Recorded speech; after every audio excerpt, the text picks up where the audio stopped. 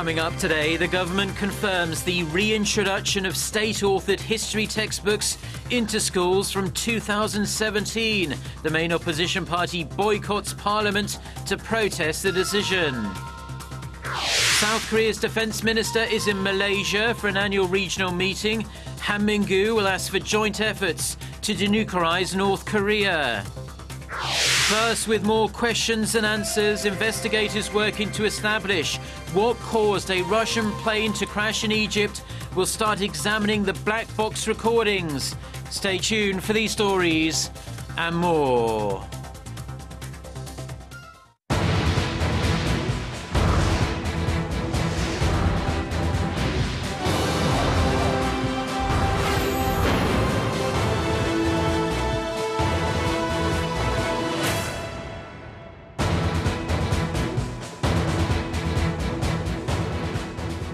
Hello to our viewers around the world. It's 6 a.m. on Wednesday, November 4th here in Seoul. Thank you for joining us. I'm Mark Broome. Our top story this morning, the Korean government has confirmed that it will definitely provide state-authored history textbooks to the country's middle and high school students from 2017. The final notice comes despite a swell of opposition from lawmakers, historians and a sizable chunk of the public. Ji Myung-gil starts us off. Prime Minister Hwang Kyo-ahn and Education Minister Hwang Woo-yeol called on the public to support the government's textbook plan. Speaking at the government complex in Seoul, the Prime Minister said they want to provide students with history textbooks that are not biased and present what they call a proper description of Korean history. We cannot teach our children using history textbooks that are distorted and biased. The government will publish textbooks that are based on objective fact and that are faithful to Korea's constitutional values. The Prime Minister went on to say that the government cannot rely on the current system, in which 8 private companies publish history textbooks, pending government approval. Although the government recommends private history textbook publishers to revise distorted contents, they have a tendency to refuse suggestions, even filing lawsuits against the government. Education Minister Hwang Woo-yeol sought to reassure the public about concerns that the government would try to whitewash modern Korean history. He said the public has no reason to worry. Considering Korea's social maturity, it would be unthinkable to publish history textbooks with favorable description of Japanese collaborators or the country's military dictators and related events. By mid-November, the Education Ministry hopes to put together a team of history scholars and teachers who will write the books. The National Institute of Korean History will be in charge of making the historical content neutral and ensuring the books have a balanced perspective.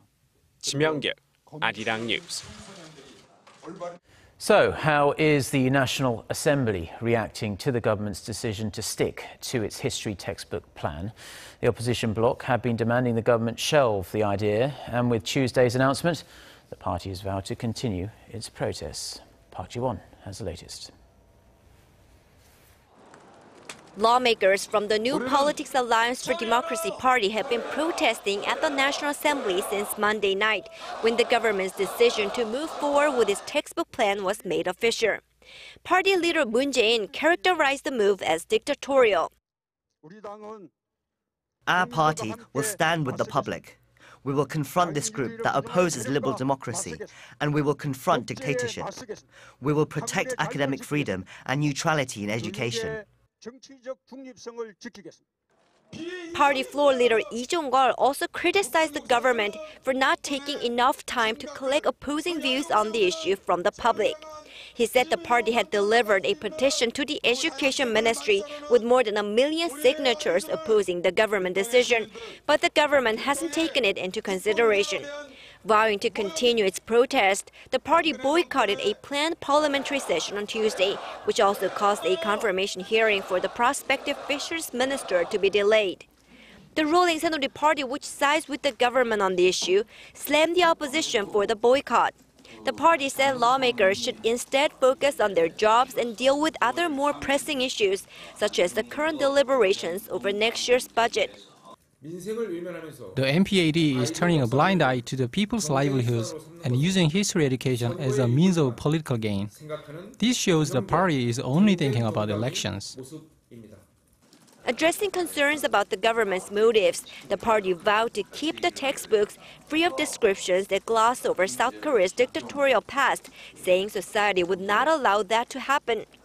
For now, though, it's hard to say when or how the standoff between the parties will be resolved, but it looks like it will continue for quite a while. Park Ji-won, Arirang News. Now, in other news, defense ministers from Southeast Asia and major powers like the US, Russia, China and South Korea are in Malaysia this week for an annual meeting. South Korea is expected to ask for regional cooperation in dealing with North Korea's nuclear and missile threats. Our Defense Ministry correspondent Kim Hyun-bin files this report from Kuala Lumpur. The ASEAN Defense Ministers meeting focuses on regional security and enhancing defense cooperation among the participating countries. The 10 ASEAN nations and its 8 dialogue partners, including the US, Korea, China, Russia, and Japan, are scheduled to hold a general meeting on Wednesday. A Korean Defense Ministry official said Tuesday that the South China Sea dispute is expected to top the agenda at this year's meeting, as China continues to build artificial islands in the area. South Korea has taken a neutral stance on the issue. The official added the South Korean defense minister is expected to raise the issue of North Korea's nuclear program and the reunification of the two Koreas. At the ASEAN Defense Ministers meeting, Defense Minister Min-koo is urging the participating nations to show support to denuclearize North Korea. Mr. Han held his first bilateral defense talks with his counterpart from Myanmar, Shan Win, on Tuesday, and is scheduled to meet with his Chinese, Indonesian, and Malaysian counterparts soon after Wednesday's general meeting. Kim Hyun-bin, Arirang News, Kuala Lumpur. Now turning to the latest on the Russian plane crash in Egypt, and conflicting theories about what happened are continuing to swirl. Egypt is now disputing Russia's claims that the Metrojet plane broke up in midair. The country's civil aviation agency on Tuesday called on Moscow to stop speculating on what caused the crash until all the evidence is collected. Investigators are due to begin examining the doomed plane's black box recorders. Local media had earlier reported sources claiming sounds uncharacteristic of routine flight were heard on cockpit recordings in the moments before the plane crashed in the Sinai Peninsula, killing all 224 people on board.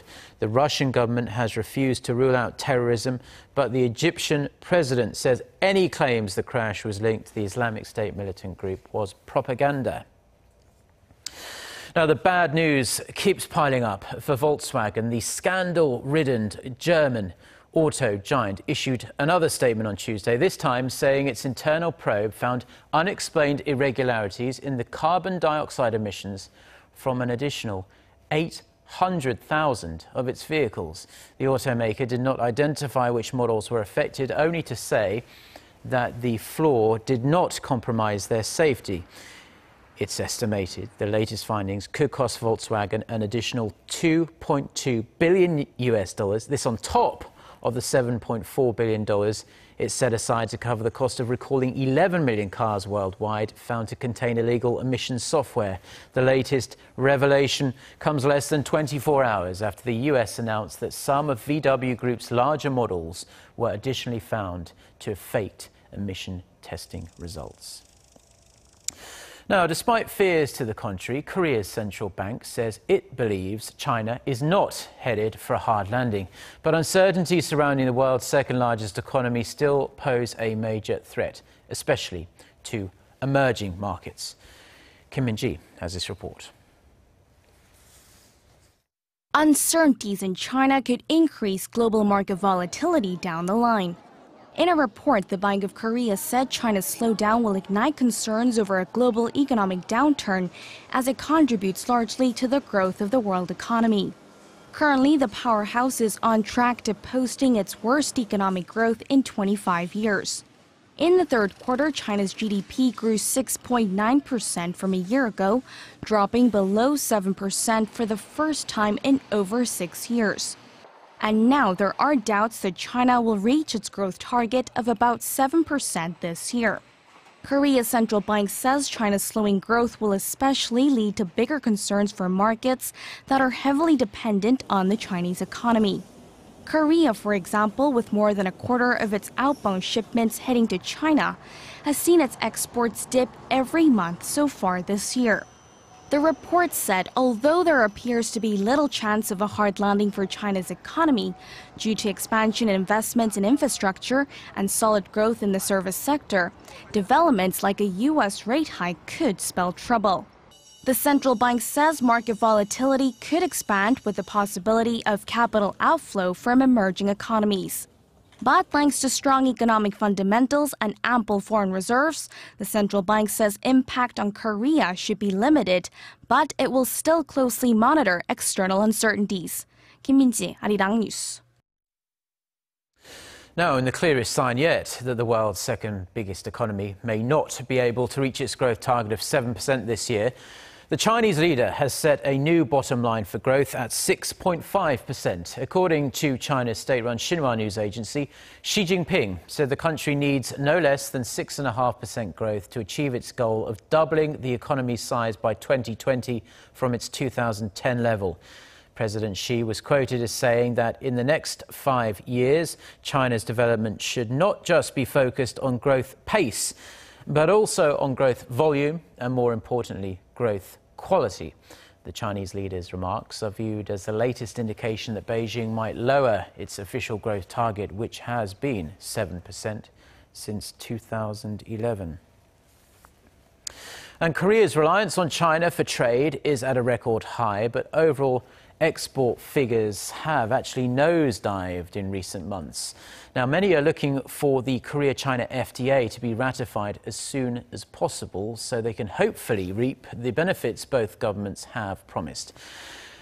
Gwon-swa has the details. Korea's dependence on neighboring China has grown to its highest level ever. It accounted for 23.2% of Korea's imports and exports in the first 3 quarters of the year. That's up 1.8 percentage points compared to last year. But by volume, shipments to China are actually on a downward trend. Exports dropped 8% in October on year. This means the high reliance on China is more reflective of Korea's shrinking exports to other major trade partners. Demand for Korean products in Japan is deteriorating as they've lost price competitiveness due to the weak yen. And China's slowing growth is a concern too. That's why experts say it's time for new strategies. In the short term, new partnerships with other emerging countries should be sought out. But what's more important is developing better footing in the Chinese market, meaning targeting sectors such as tailored consumer goods exports. The Korea-China FTA should help give those exports a boost too, but only if it takes effect soon. Because of the concern for domestic industry injury, both governments actually delayed the market liberalization. Other FTA typically try to eliminate all the existing tariffs within 3, maximum 5 years.